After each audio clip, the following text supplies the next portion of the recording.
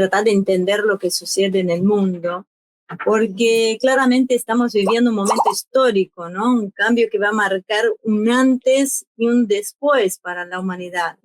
Yo creo que estamos ante la constatación de un quiebre real, ¿sí? Un mundo que atraviesa un cambio abrupto en sus equilibrios políticos, culturales, económicos y por supuesto también geográficos. Y este cambio yo creo que no admite estas lecturas simples o superficiales como hacen algunos medios, porque lo que funcionó durante décadas, y no me refiero solamente a los medios, sino todo el ámbito político, ¿no?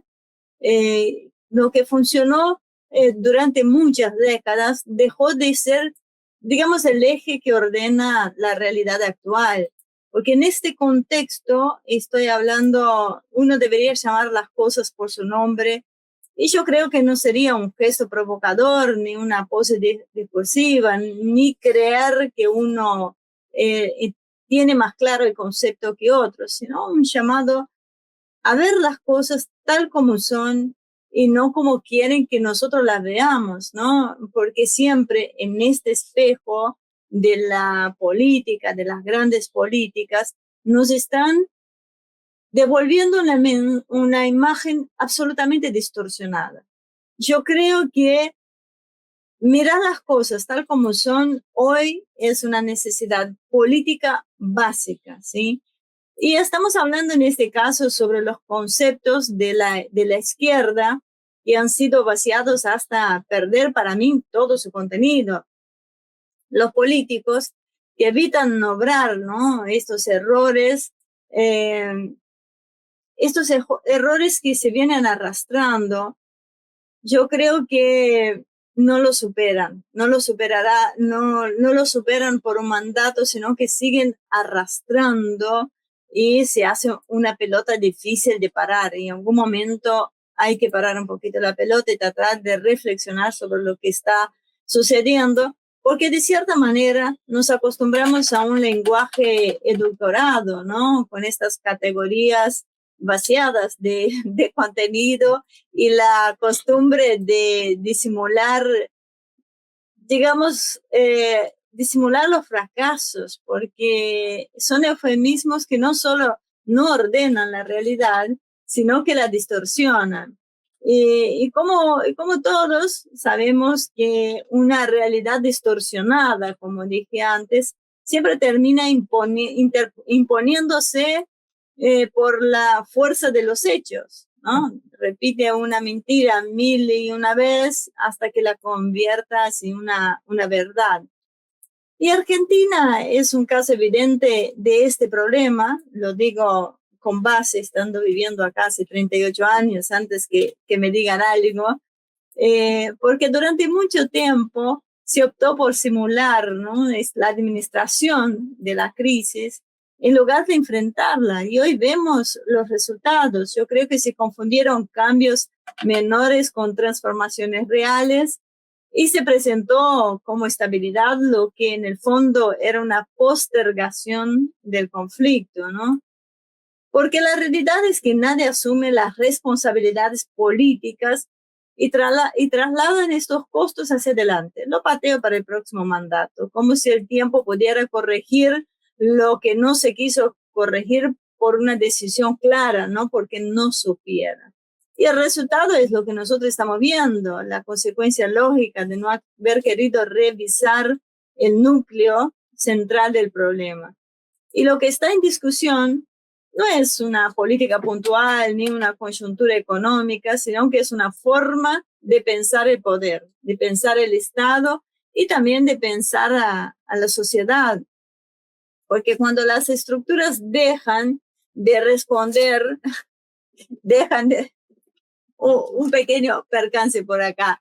Yo creo que cuando las estructuras dejan de responder, ¿no? Las necesidades, ahí es donde vemos que estamos bastante complicados porque no corrigen el rumbo, solo lo demoran de cierta manera.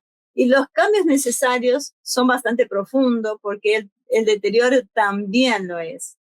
Y acá no estoy hablando de destruir todo lo existente y empezar de nuevo, porque no es esto, sino estoy hablando de aceptar que muchas de las bases sobre las que se construyó el orden actual ya no se sostiene nada.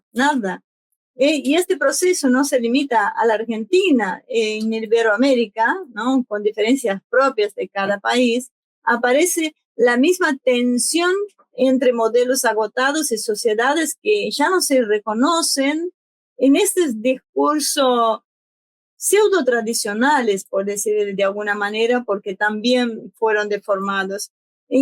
Estoy hablando y yendo un poquito más allá de Iberoamérica, en mundo occidental en general, se observa la misma dificultad, ¿no? Estas instituciones pensadas para otro tiempo, élites que administran inercias y una creciente distancia entre el lenguaje político y la experiencia cotidiana de las personas. Es lo que vengo señalando, y el conflicto en este escenario yo creo que no es una anomalía nomás que uno dice, bueno, evitemos hablar de esto, evitemos de abordar, sino que es una señal. Indica que algo dejó de funcionar y que la adaptación es inevitable. Negarlo de cierta manera, desplazarlo, diluirlo en discusiones accesorias, ¿no? Solo debilita, creo que a las sociedades que lo hacen. Entonces, asumir errores, aceptar límites y revisar ideas que ya no producen orden, yo creo que no es una claudicación. Y este miedo y este empecinamiento y mantener algo que está haciendo daño es muy complicado. Un segundo. Vamos a abrir la ventana para que se vaya. Ahí está. Encontró su salida. Todos necesitamos encontrar la salida en algún momento y este era el momento oportuno, ¿no? Bueno, volviendo al tema, el punto de partida de cualquier reorganización posible es lo que decía antes. La alternativa a este proceso no es solo la estabilidad, sino es la descomposición lenta que se viene dando. Por eso te digo, o se enfrenta a la realidad con un lenguaje más preciso y decisiones acorde al nuevo escenario, o van a seguir así, manejando un esquema agotado hasta que colapse por su propio peso, ¿no? Yo creo que no hay más margen para seguir llamando prudencia a la parálisis que estamos viviendo, ni moderación a la negación de ver lo que está sucediendo realmente.